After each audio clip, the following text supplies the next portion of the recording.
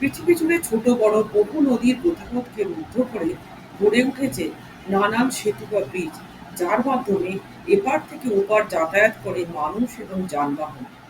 তবে আশ্চর্যের বিষয়, বিশ্বের দ্বিতীয় দীর্ঘতম আমাজন নদীর উপর কোনো সেতু নেই।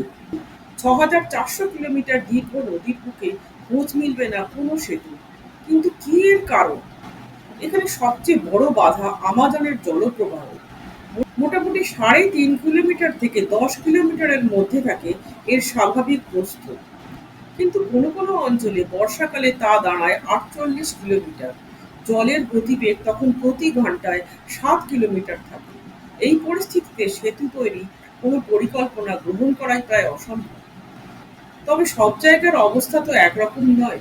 যেখানে বন্যার ভ্রুকুটি নেই, সেখানে তো অনায়াসে সেতু তৈরি করা যেতে পারত।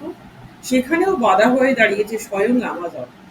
কারণ এর দুপারের মাটি অত্যন্ত নরম, যেখানে কোনোভাবেই সেতুর বুনিয়াদি পরিকাঠামো নির্মাণ করা সম্ভব নয়। কাঠের সেতু নির্মাণের পরিকল্পনাও যে করা হয়নি তা নয়, তবে সেখানেও সমস্যা আমাজনের খামখেয়ালি আচরণ। নদীর জলস্তরের হ্রাস বৃদ্ধি এতটাই অনিয়ন্ত্রিত যে এই পরিকল্পনাও বাতিলের খাতায় ফেলতে হয়েছে।